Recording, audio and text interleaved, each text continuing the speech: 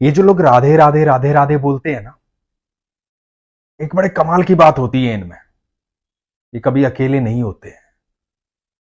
इनके साथ हमेशा राधा रानी रहती है, ठाकुर जी रहते हैं।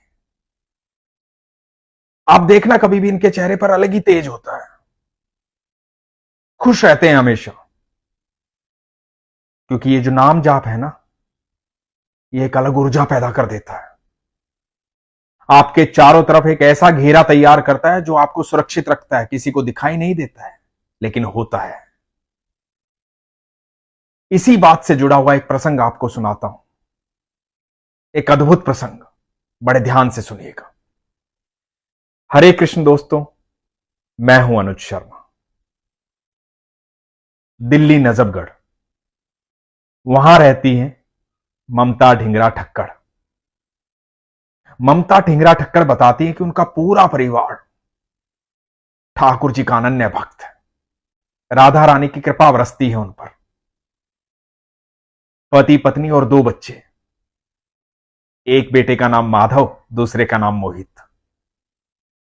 ममता जी बताती हैं कि हर महीने या 2 महीने में राधा रानी से मिलने, ठाकुर जी से मिलने बरसाना वृंदावन जाते रहते हैं।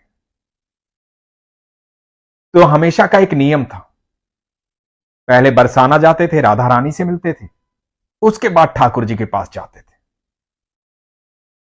इस बार ममता जी का मन हुआ कि पहले ठाकुर जी के पास जाएंगे, फिर अटारी पर जाएंगे, राधा रानी से मिलेंगे, रात्रि का भोग ग्रहण करना है, शाम को अटारी देखनी है, शाम को राधा रानी के पास जाना है। तो इस बार प्रोग्राम ऐसे बना कि पहले वृंदावन जाएंगे, फिर राधा रानी के पास जाएंगे। ममता जी की ननंद रहती है करनाल में, उनकी एक बिटिया है। वो कभी भी बरसाना नहीं गई थी, राधा रानी को नहीं देखा था। उसका भी मन था राधा रानी से मिलने का। तो करनाल से ननंद आ गई अपनी बिटिया को लेकर के, और इनकी ननंद, उनकी बिटिया, इनके दोनों बेटे, इनके पति और ममता जी, पूरा परिवार 7 फरवरी 2024 को सुबह 5 बजे नजफगढ़ से निकलता है वृंदावन के लिए। वृंदावन पहुंचता है, ठाकुर जी के दर्शन करता है। ममता जी बताती हैं कि आपके अनुभव रोज सुनती हूं। लोगों के अनुभव सुनते सुनते मन में प्रगाढ़ आस्था हो गई है, विश्वास हो गया, प्रेम तो ठाकुर जी से हमेशा से है। आप हमेशा कहते हैं कि ठाकुर जी से बात करो जाकर के, ठाकुर जी के दर्शन करने मत जाओ, ठाकुर जी से मिलने जाओ। तो इस बार ममता जी ने सोच लिया था कि ठाकुर जी से मिलने जाऊंगी। ममता जी बताती हैं कि मैं ठाकुर जी के पास गई, ठाकुर जी से जाकर के पूछा, ठाकुर जी आप कैसे हैं। इस बार ठाकुर जी से बातें की, प्रेम भाव की बातें, अपने मन की बातें। ममता जी बताती हैं 1 बजे के आसपास ठाकुर जी के दर्शन करने के बाद, निधिवन जाने के बाद, सेवा कुंज जाने के बाद, यमुना महारानी के दर्शन करने के बाद बरसाना के लिए निकले। 4 बजे के आसपास जब बरसाना की तरफ बढ़ रहे थे तो बरसाना का रोड जो है वो बंद था। तो हाईवे से जाकर के यू टर्न लेना था। तो गाड़ी हाईवे से यू टर्न लेने के लिए गई, और जैसे ही यू टर्न लेने लगे, एक ट्रक आया और ट्रक ने गाड़ी को आकर के जोर से टक्कर मारी। ममता जी बताती हैं कि मुझे ठाकुर जी के मंदिर से एक बांसुरी मिली थी, गोस्वामी जी ने दी थी। वो बांसुरी मेरी गोदी में थी। परिवार निरंतर नाम जाप करता ही रहता है, ठाकुर जी की, राधा रानी के रंग में रंगा ही रहता है। इधर ट्रक ने टक्कर मारी, इतनी जोरदार टक्कर मारी, उसके बावजूद भी गाड़ी पलटी नहीं, गाड़ी पूरी टूट गई। यह हिस्सा था ड्राइविंग साइड का। ममता जी बताती हैं कि इनके पति ड्राइव कर रहे थे, पीछे वाली सीट पर बेटा शीशे का सहारा लेकर के सो रहा था। उसी साइड ट्रक ने टक्कर मारी थी। गाड़ी के आगे का शीशा पूरा टूट गया था। यह दुर्घटना बहुत बड़ी थी, लेकिन कमाल की बात यह थी किसी को खरोच भी नहीं आई। ममता जी बताती हैं कि पहली बार यह एहसास हुआ कि आप ये कहते हैं ना कि नाम जाप करने से आपके चारों तरफ एक अदृश्य शक्ति अपना घेरा बनाती है, एक सुरक्षा घेरा जो आपको सुरक्षित रखता है, किसी को दिखाई नहीं देता पर होता है। पहली बार वो सुरक्षित घेरा महसूस किया।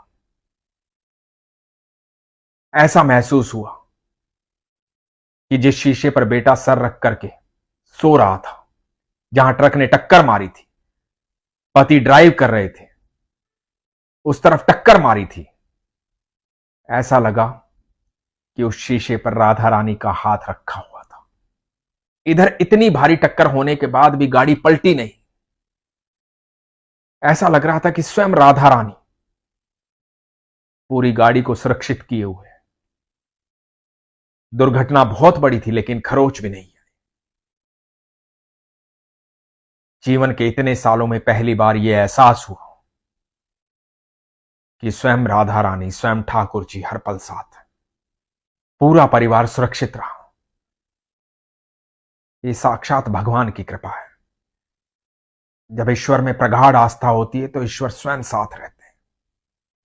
यकीन मानना, जो ये राधे राधे बोलते हैं ना, जो ये कृष्ण कृष्ण बोलते हैं, जो महामंत्र का जाप करते हैं, हरे कृष्ण कृष्ण कृष्ण हरे हरे, हरे राम राम राम हरे हरे, जो मंत्र जाप करते हैं, जो भगवान के सानिध्य में रहते हैं, भगवान की शरण में रहते हैं, यकीन मानना वो अकेले कभी नहीं रहते हैं, कभी भी अकेले नहीं रहते हैं। ईश्वर हर पल उनके साथ रहते हैं। इस अनंत ब्रह्मांड में ऐसी कोई नकारात्मक ऊर्जा नहीं, जब आप ईश्वर के सानिध्य में हो तो आपसे वो टकरा सके। आपकी ऊर्जा सकारात्मक हो जाती है। सिर्फ आपकी ऊर्जा सकारात्मक नहीं होती, आपके इर्द गिर्द सबकी ऊर्जा सकारात्मक हो जाती है। ईश्वर का एक बच्चा किसी भी बड़ी संगत में बैठा होता है तो उस संगत का रूप बदल जाता है, वहां के विचार बदल जाते हैं, क्योंकि वहां ईश्वर साक्षात होते हैं। आप जब भी किसी ऐसे व्यक्ति से मिलोगे ना जो ईश्वर के भाव में रहता है, ईश्वर का नाम जाप करता है, एक बार 5 मिनट उनके साथ बैठ के देखिएगा। आपको एहसास होगा, आपको यह एहसास नहीं होगा कि आप अपने मित्र के साथ बैठे थे, किसी भक्त के साथ बैठे थे। आपको यह एहसास होगा कि आप साक्षात ईश्वर के साथ बैठे थे। जो ईश्वर के सानिध्य में होता है, ईश्वर उसके भीतर निवास करते हैं।